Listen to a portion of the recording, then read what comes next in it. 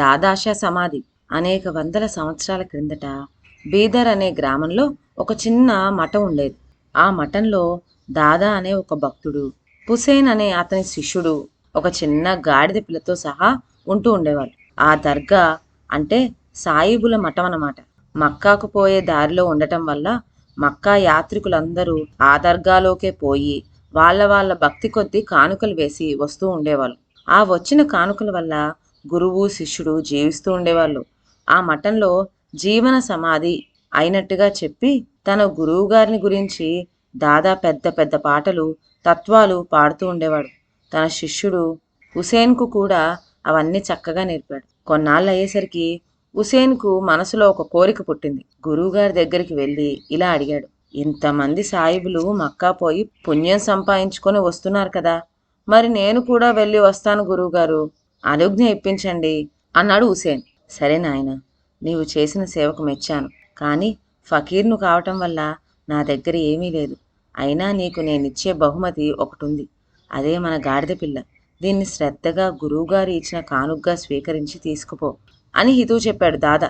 సరే, ఒక మంచి ముహూర్తం చూచుకొని దారిలోకి కాస్త రొట్టె వగేరాలు తీసుకొని గాడిద పిల్లను వెంటబెట్టుకొని మక్కాకు బయలుదేరాడు హుసేన్. 10-15 మజిలీలు చేసిన తర్వాత ఒక పెద్ద ఎడారి దాటవలసి వచ్చింది. గాడిద పిల్లకు ఎప్పుడు ఇంత దూరం నడవటం అలవాటు లేకపోవటం వల్ల నడవలేక కూలబట్టం మొదలుపెట్టింది. అయ్యో, గురువుగారిచ్చిన బహుమతి ఇలా అయిపోతున్నదే అని విచారించి హుసేను గాడిద పిల్లను మెడ మీద వేసుకుని 2-3 మజిలీలు దాటాడు.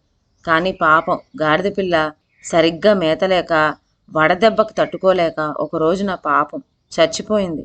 అది చచ్చినా బ్రతికినా గురువుగారి బహుమతి కావటం వల్ల ఆ శవాన్నే భుజాన వేసుకొని మర్నాడు ప్రొద్దుపొడిచేసరికి ఒక నీళ్లు ఉండే ఖర్జూరపు గుబురు వద్దకు చేరాడు హుసేన్. శవం కంపు కొడుతుంది. ఇక లాభం లేదనుకొని ఒక లోతైన గొయ్యి తీసి అడుగున కొన్ని ఖర్జూరపు పండ్లు పరిచి గాడిద పిల్ల శవాన్ని పెట్టి పైన మళ్ళా మండలు వేసి ఇసుకతో దాన్ని బాగా కప్పివేశాడు. ఇంతలో ఆ రాజ్యాన్ని ఏలే సుల్తాన్ గారి సిపాయిలు కొంతమంది వచ్చి ఏమిటది అని అడిగారు. హుసేన్ తత్తరపోయి, అయ్యా, ఇది మా గురువులైన దాదాషా గారి జీవ సమాధండి. 1 గంట క్రిందటే ఆ మహానుభావులు సమాధయ్యారండి అని వణికిపోతూ చెప్పాడు. భక్తితో వాళ్ళు సమాధికి నమస్కరించి వెళ్ళిపోయారు. హుసేన్కు అక్కడ ఉంటేనే మంచిదని ఊహ తట్టింది. 4-5 కర్రలు సంపాదించి చిన్న గుడిసె వేశాడు. ఆ సమాధి మీద వచ్చిపోయే వాళ్లకు కనపడేటట్టుగా ఒక రాతి పలక మీద దాదాషా జీవ సమాధి మందిరము అని వ్రాసి తత్వాలు పాడుతూ అక్కడే కూర్చున్నాడు. ఇలా ఉండగా క్రమేణ ప్రయాణికులు ఆ గుడిసెకి రావటం, కానుకలు సమర్పించుకుపోవటం జరుగుతూ వచ్చింది. కొన్నాళ్లకు హుసేన్ బాగా డబ్బు వెనకేసి చక్కటి భవనమే కట్టించాడు ఆ ఎడారిలో. ఇట్లా దాదా కీర్తి చాలా దూరం వ్యాపించింది. అది పోయి బీదర్లో ఉంటున్న అతని గురువు దాదాషా గారి వరకు కూడా పాకింది. ఈ మహానుభావుడు ఎవరై ఉంటాడో చూద్దామని బుద్ధి పుట్టి దాదాగారు కొన్నాళ్లకల్లా ఆ భవనం వద్దకు చేరుకున్నాడు. ఆ గుర్రాలను, ఒంటెలను ఆ భవనాన్ని చూచి ఆశ్చర్యపడ్డాడు. లోపలికి వెళ్ళాడు. ఇంకా ఆశ్చర్యపడ్డాడు. లోపల హుక్కా త్రాగుతూ శిష్యుల కొలువుగా పట్టపరుపులపై నవాబు దర్జా వెలిగిస్తున్న తన శిష్యుని చూచి దాదాగారు నిశ్చేష్టుడయ్యాడు. వెంటనే శిష్యులందరినీ హుసేన్ బయటికి పొమ్మని చెప్పి గురువుగారి కాళ్ళపై పడ్డాడు. ఏమిటి నాయన ఇదంతా అన్నాడు ఆత్రంతో దాదాగారు. ఏం చెప్పను గురువుగారు, ఇదంతా మీ దయ. మీరిచ్చిన గాడిద పిల్ల చచ్చింది. దాన్ని ఇక్కడే పూడ్చాను. తలవని తలంపుగా రాజభట్లు వచ్చారు. ఎప్పుడూ ఎరగని ఆ రాజభట్లను చూడగానే భయపడి గభీమని మీ పేరు చెప్పివేశాను. మీ పేరు మీదనే ఇంతవరకు ఈ సమాధి నడిచిపోతూ ఉన్నది.